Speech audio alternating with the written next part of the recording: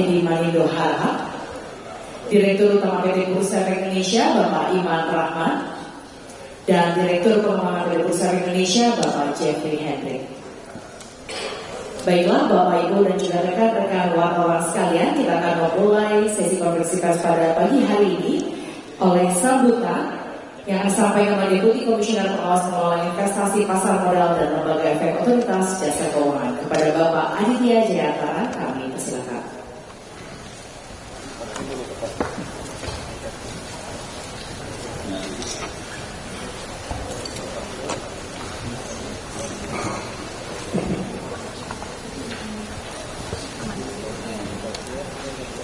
Yang saya hormati rekan saya Kepala Departemen Pengaturan Pengembangan Pasar Modal kecil banget Pak Edi Manindo Harahap, kemudian Pak Iman Rahman, Direktur Utama Bursa Efek Indonesia beserta jajaran,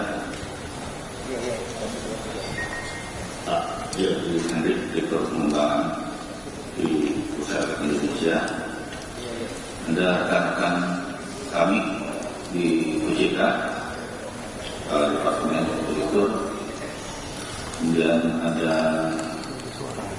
Pak Samsul Hidayat, Direktur Utama C, Pak Idi, Direktur Utama KP, serta jajaran tentunya, dan Bapak Ibu semua direksi di SAO yang mohon izin tidak saya sampaikan satu persatu. Dan tentunya yang kami mohon juga rekan-rekan Ibu media hadir pada hari ini. Assalamualaikum warahmatullahi wabarakatuh. Selamat pagi dan selamat datang untuk kita semua. dari mana? Pertama-tama marilah kita panjatkan puji dan syukur kehadirat Allah Subhanahu wa Ta'ala, Tuhan Yang Maha Esa, yang telah memberikan rahmat, nikmat dan karunia-Nya sehingga kita semua dapat berkumpul dalam kegiatan konferensi pers pada pagi hari ini. Yang kedua, izinkan saya pada bulan Syawal yang mulia ini, kami dan segenap jajaran otoritas pasar modal baik di OJK maupun di Bursa Efek dan SRO tentunya mengucapkan minal aidin wal faizin. Selamat Hari Raya Idul Fitri 1446 Hijriah. Mohon maaf lahir dan batin. Semoga semangat silaturahmi pasca Lebaran ini memperkuat sinergi kita dalam membangun pasar modal yang lebih tangguh dan terpercaya. Kegiatan hari ini merupakan bentuk komitmen kami sebagai regulator, baik OJK dan SRO, untuk menegaskan bahwa kami hadir, mengamati dan berperan aktif dalam menjaga pasar modal Indonesia tetap stabil, transparan, dan berintegritas.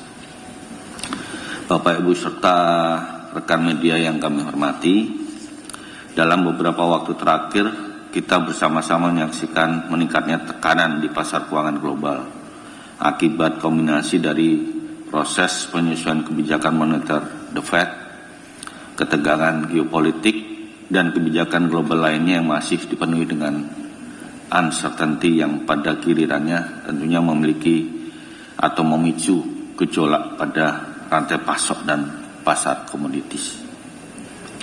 Dampaknya dapat dirasakan pada seluruh bursa regional dan global, ditandai oleh meningkatnya fluktuasi harga, sensitivitas terhadap berita global, dan potensi transaksi serta beberapa bursa mengalami gejolak pasar. Untuk detailnya nanti dari Pak Iman dan tim dan Pak Jeffrey yang akan memberikan paparan. Merespon hal tersebut dalam beberapa hari ini dan terakhir kami semalam, kemarin 7 April 2025, OJK dan SRO terus berkoordinasi untuk membangun soliditas antar regulator dengan mengambil langkah mitigasi dan antisipasi atas kondisi terupdate yang terjadi di regional maupun di global. Kami memiliki pandangan bahwa dalam kondisi seperti ini dibutuhkan respon yang tepat, terukur, dan akuntabel. Kami tidak memilih untuk membatasi pasar, tapi memilih untuk mengatur ritmenya agar tetap stabil. Dengan melakukan berbagai asesmen, mitigasi, dan pengelolaan risiko terhadap volatilitas pasar dengan cara yang adaptif dan berimbang, kami memutuskan untuk satu, memperluas ambang batas atau trading hold, ya, serta menerapkan kebijakan auto rejection yang bersifat asimetris. Penyesuaian trading hold bertujuan untuk memberikan ruang bagi price recovery dalam kondisi yang cukup fluktuatif, di mana pasar yang sensitif bisa bergerak, dan dengan trading hold yang lebih fleksibel diharapkan dapat memberikan ruang bagi mekanisme penyesuaian harga yang lebih baik, namun dengan tetap menjaga keteraturan, kewajaran, serta kenormalan saat terjadi lonjakan harga yang cukup tinggi. Sementara pengetatan asimetris asymmetry auto rejection diharapkan dapat mencegah penurunan harga dan tekanan transaksi yang masif serta tidak rasional dalam waktu yang relatif singkat. Bapak Ibu sekalian dan rekan-rekan media, kombinasi kebijakan tersebut bukan hanya untuk mengakomodasi masukan dari pelaku pasar, namun juga mengacu pada praktek global di berbagai negara, yang merupakan upaya progresif dan berimbang dalam menjaga fungsi price discovery yang sehat, sekaligus memberikan perlindungan bagi investor dan kestabilan pasar secara menyeluruh. Sekali lagi untuk detailnya dan parameternya nanti akan disampaikan oleh Bapak Iman Rahman dan Pak Jeffrey. Dengan kebijakan ini, kami juga ingin memastikan dan menggarisbawahi bahwa proses pembentukan harga tetap berlangsung secara wajar dan rasional, dan yang penting investor merasa terlindungi, namun tetap bertanggung jawab, dan memberikan pesan bahwa regulator, SRO, dan seluruh pemangku kepentingan menunjukkan sikap siap dan profesional untuk melakukan mitigasi dan upaya dalam menghadapi tekanan global. Dalam kesempatan yang berharga ini, Bapak Ibu dan rekan media yang kami hormati, sekali lagi saya ingin mengajak seluruh pihak, tentunya teman-teman di SRO, pelaku industri dan pemangku kepentingan lainnya, untuk menjalankan kebijakan ini dengan penuh komitmen, transparansi, dan kesiapan operasional. Selain itu, mari kita perkuat edukasi kepada investor, kita tingkatkan kualitas pengawasan, dan kita wujudkan pasar modal yang semakin adaptif, tangguh, dan dipercaya. Bapak Ibu sekalian, rekan-rekan media yang kami hormati, akhir kata kami mengucapkan terima kasih atas perhatian, partisipasi, dan kontribusi Bapak Ibu sekalian dalam konferensi pers hari ini. Bersama kita bangun sinergi pasar modal yang semakin kokoh, solid, lebih tangguh, dan lebih berdaya saing untuk Indonesia yang lebih maju. Demikian sambutan dari saya, pembukaan dari saya. Terima kasih. Wassalamualaikum warahmatullahi wabarakatuh. Waalaikumsalam. Mari kita berikan tepuk tangan yang meriah kepada Bapak Aditya Jaya Antara. Acara selanjutnya adalah pemaparan penyesuaian peraturan nomor 2A yang akan disampaikan oleh Direktur Utama PT Bursa Efek Indonesia. Kepada Bapak Iman Rahmat, kami silakan. Baik, terima kasih. Bismillahirrahmanirrahim. Assalamualaikum warahmatullahi wabarakatuh. Yang saya hormati Deputi Komisioner OJK Bapak IP Aditya Jaya Antara, Departemen Head OJK Pak Edi Manindo, Bapak-Bapak Ibu dari OJK, rekan-rekan direksi dari Bursa Indonesia Pak Jeffrey, Bu Ica, Pak Nandar, serta rekan-rekan direksi SRO Pak Samsul, Bu Eki, Bu email sorry, bulan puasa Bu, mohon maaf. Lalu Pak Iding dari KP, sendirian Pak Iding ya. Dan juga rekan-rekan media, pertama-tama yang mengucapkan mohon maaf dan hadir. Mudah-mudahan hari ini pasar kita dibuka bisa hijau bicara, mudah-mudahan dalam sebentar lagi.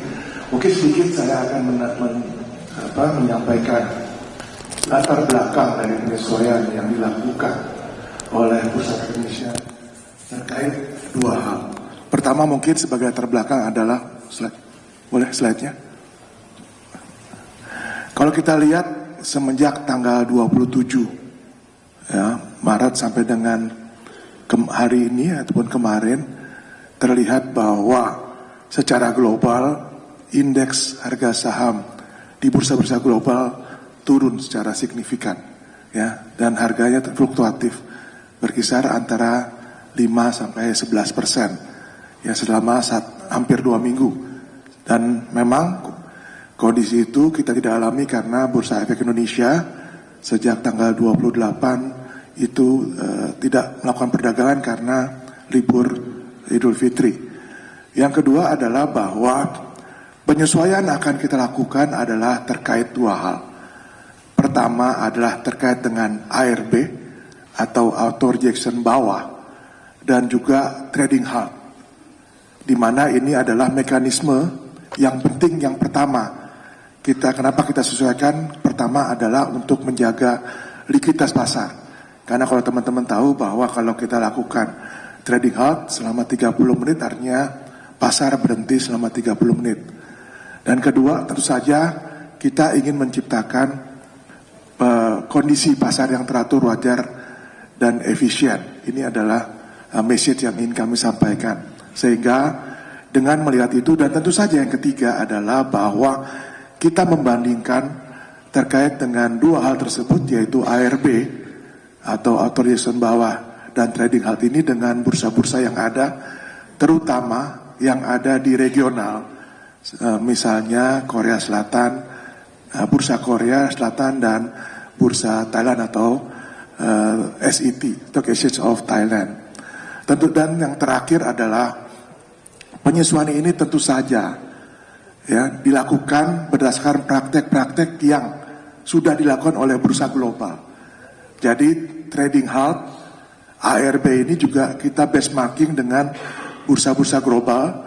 Kedua, kita juga melakukan mini survei ataupun mendengar masukan dari para pelaku pasar selama liburan dan memberikan ruang likuiditas yang lebih kepada investor ya untuk memberikan waktu mereka memutuskan mengenai investasi, merespon informasi yang ada di market pada saat itu.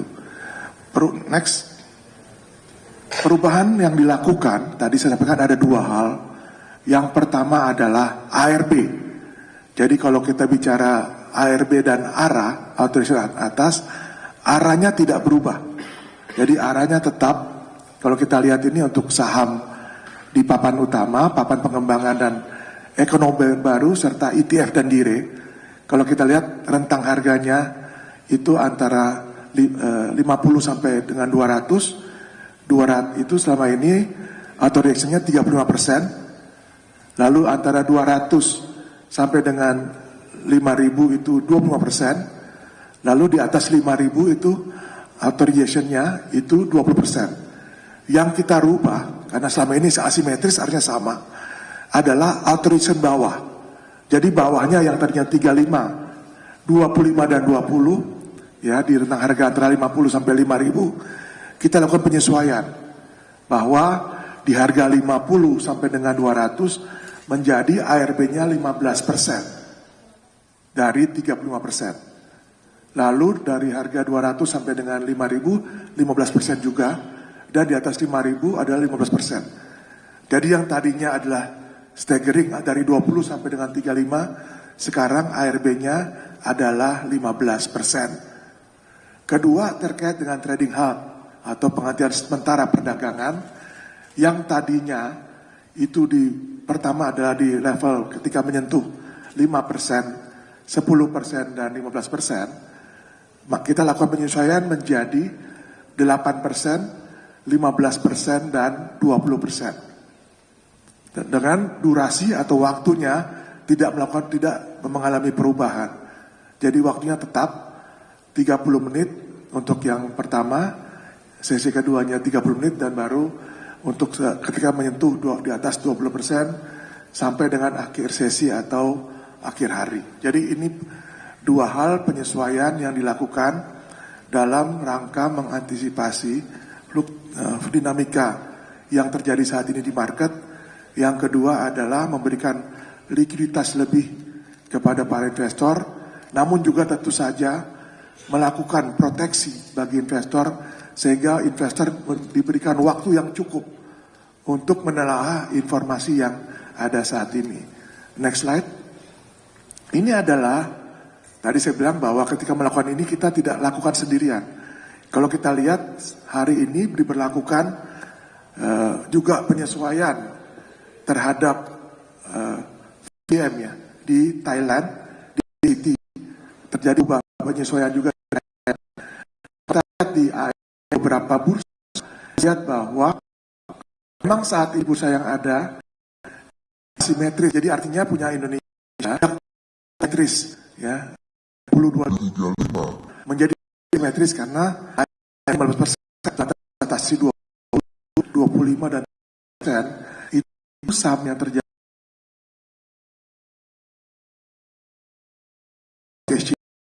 kalau kita di mana mereka hanya 30%, sementara di Malaysia masih simetris, ada simetris. Next. Nah, kalau kita break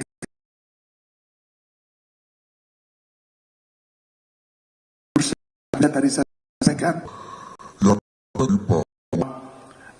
sebelumnya bahwa Indonesia di sesi pertamanya adalah 5%, 8%. Tentu apa yang terjadi regional. Kalau kita lihat bursa terdekat nomor 2 dan 3 yaitu Korea Selatan dan SET atau Stock Exchange of mereka saat ini melakukan batas yang batas menjadi 8.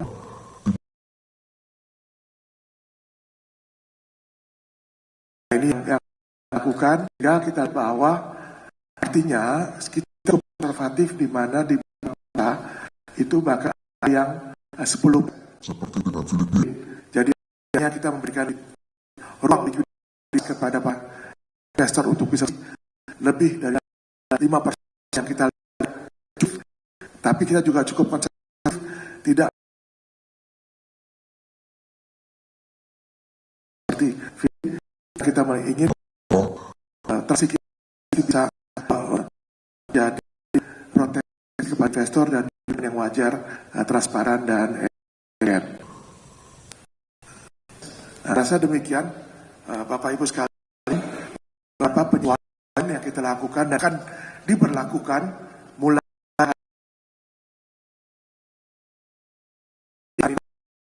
8 ada perubahan SKD juga disampaikan oleh menindaklanjuti kepada bursa efek ya. Jadi kemudian sampaikan dan sekali lagi sampaikan kepada teman-teman lihat bahwa ini dilakukan karena mengantisipasi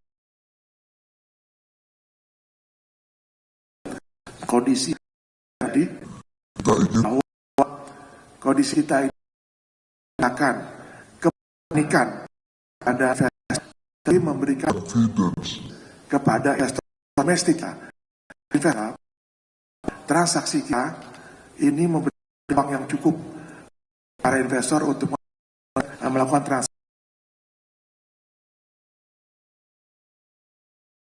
lebih satu minggu dagangannya kita tutup dan itu demikian saya sampaikan. Wabillahi taufiq wal hidayah. Assalamualaikum warahmatullahi wabarakatuh. Salam tangan ke Pak Imar Rahman. Ibu dan juga rekan, kami mengumpulkan pertanyaan dari rekan wartawan pertanyaan ke panitia. Saya akan bantu bacakan untuk yang pertama. Bursa Efek Indonesia juga Otoritas Jasa Keuangan indeks harga itu tarif yang diberlakukan Presiden. Adakah instrumen disiapkan untuk menanggulangi gejolak bal tersebut?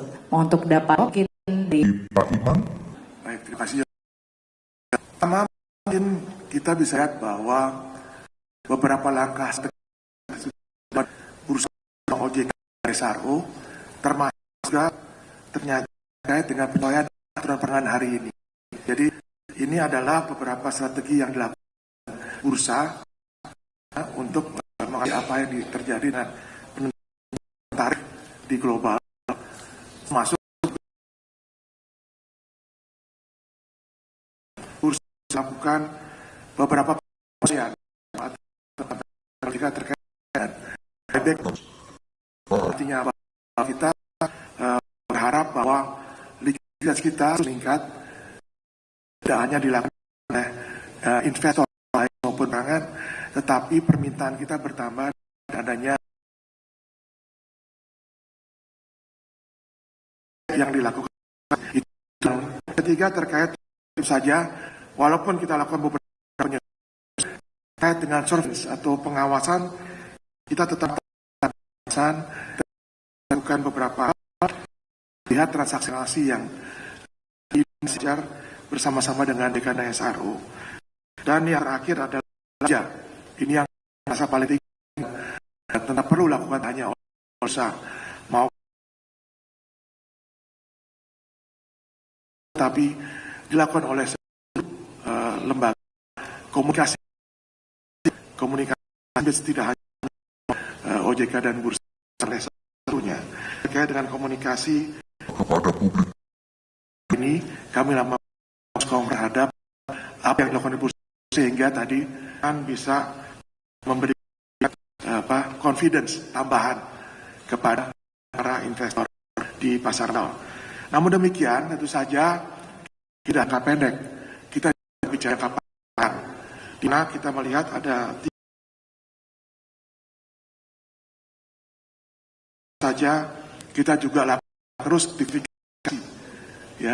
kodifikasi mulai dari produk termasuk structure foreign, kita lakukan stock futures, kita KBI kontrak berjangka asing, instrumen asing, dan beberapa juga terkait dengan seperti sedang kita ter-ETF, ETF misalnya.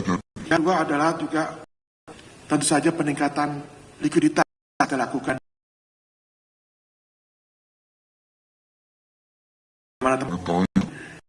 Tahun depan ada pengembangan di sisi dari bursa, sehingga kita harapkan bahwa kita melakukan 3 kali lipat dari sekarang.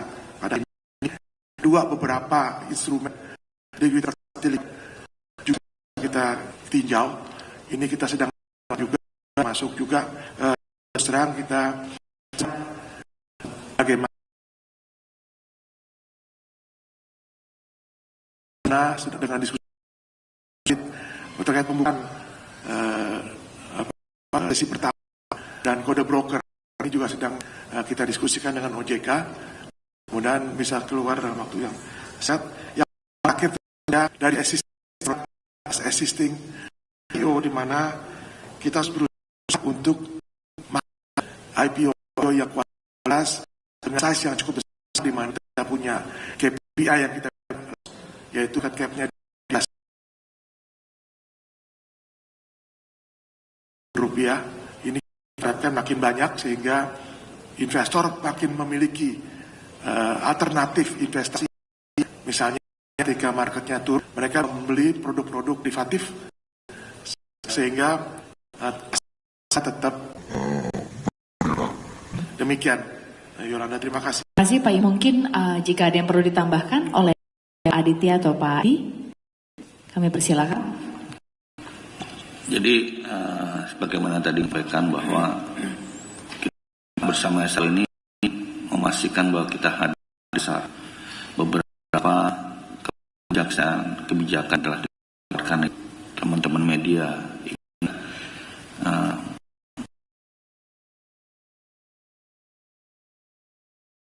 18 Maret kita mengeluarkan kebijakan tentang buyback tanpa RUPS, kemudian ada penundaan selling transaksi, dan kemudian akan kita keluarkan hari ini dan yang akan kita keluarkan.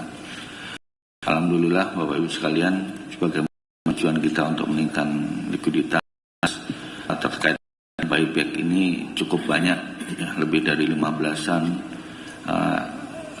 emiten yang sudah akan melakukan buyback tanpa RUPS. Ya, tentunya ada prosesnya, ada prosedurnya terkait dengan keterbukaan informasi.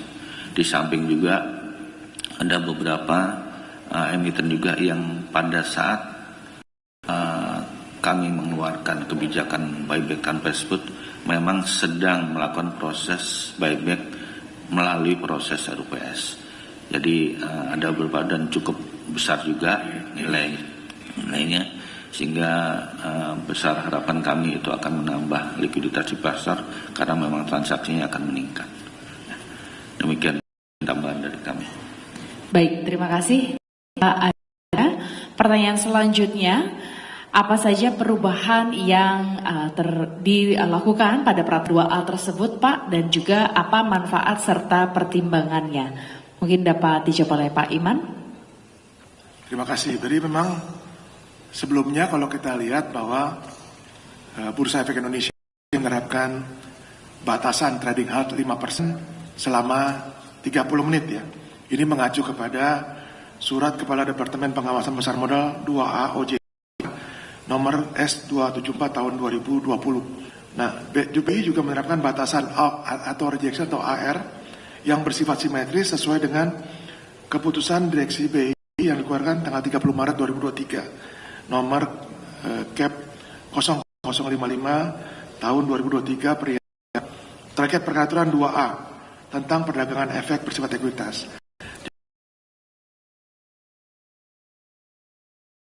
Ini aturan yang sebelumnya terjadi, namun sejalan dengan dinamika pasar yang terjadi saat ini, maka kami perlu lakukan beberapa evaluasi dan melakukan diskusi dengan para pelaku pasar guna memberikan kenyamanan bagi investor untuk melakukan transaksi di bursa. Jadi yang pertama, pertimbangan dan manfaatnya adalah terkait dengan penyesuaian trading halt dan ARB. Penyesuaian ARB adalah yang pertama, tentu saja adanya penyesuaian terhadap dinamika pasar volatile. Ya, sampaikan tadi dari tanggal 27 sampai dengan kemarin itu di global itu cukup signifikan.